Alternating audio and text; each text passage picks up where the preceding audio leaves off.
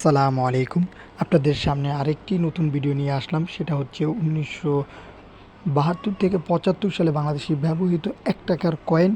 এই কয়েনটি ২০২৪ সালে মূল্য কেমন হবে, ভবিষ্যতে কেমন হবে, কোথায় বিক্রি করতে পারবেন, ভবিষ্যতে রেখে দিয়ে দিলে কেমন অ্যামাউন্ট পেতে পারেন, সব যদি জানতে চান তাহলে ফুল ভিডিওটি দেখেন। ইনশাআল্লাহ আপনারা সকল তথ্য জেনে যাবেন। তো ভিডিও শুরুতেই জানাবো কয়েন সম্পর্কে। কয়েনটি হচ্ছে বাংলাদেশে ৳১ কয়েন, গোলাকৃতির এবং কয়েনটিতে অসাধারণ ডিজাইন ব্যবহার করা হয়েছে কয়েনটার।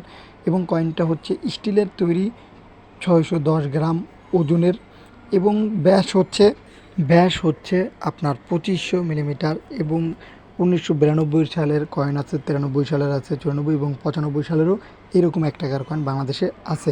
কয়েনটা মোটামুটি অ্যান্টিক, এখনও টুকটাক ব্যবহার করা হলেও ৯২, ৯৩ এইসব কয়েনগুলোই সবচেয়ে বেশি রেয়ার। ৯৫ সালের যদি কয়েন থাকে অবশ্যই আপনারা জানাবেন ২০২৪ সালে এর মূল্য কেমন হবে। তো ভিডিওর শুরুতেই আপনাদের বলছি, যদি আপনারা ২০২৪ সালে বিক্রি করতে চান তাহলে মিনিমাম আপনারা ৳১০০ পিস অন্তত বিক্রি করার চেষ্টা করবেন এই কয়েনগুলো। কারণ যেহেতু বেশি একটি পুরনো না, সেহেতু আপনারা যদি বিক্রি করতে চান একান্তভাবে, যেগুলো বেশি পুরনো সেগুলো ৳১০০ পিস বিক্রি করার চেষ্টা করবেন।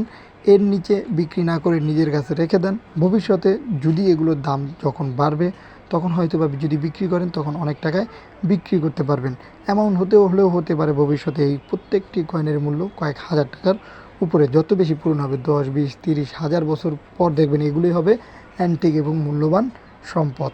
তাই এগুলো আপনারা নষ্ট না করে, ফেলে না দিয়ে, অনেকেই আছেন যে এই সব জিনিসগুলো অবহেলার করার কারণে নষ্ট করে ফেলে দেন বা মানুষকে দিয়ে দেন। এগুলো না করে নিজের কাছেই সংগ্রহ করে রেখে দেন, একটা সময় ইনশাআল্লাহ আপনারই কাজে আসবে। এবং যদি কোনো ইনফরমেশন জানতে চান তাহলে আমাদের পেজে মেসেজ করতে পারেন। এবং যদি এগুলো বিক্রি করতে চান তাহলে কোথায় বিক্রি করবেন, আমাদের গ্রুপ আছে বেটার কালেকশন বিডি এবং শেখ সাব্বির হাসান মুন্সি, সেই গ্রুপে যদি আপনারা পোস্ট করেন ইনশাআল্লাহ ধৈর্যশীলভাবে থাকলে বিক্রি করতে পারবেন, যারা বর্তমানে বিক্রি করতে চান।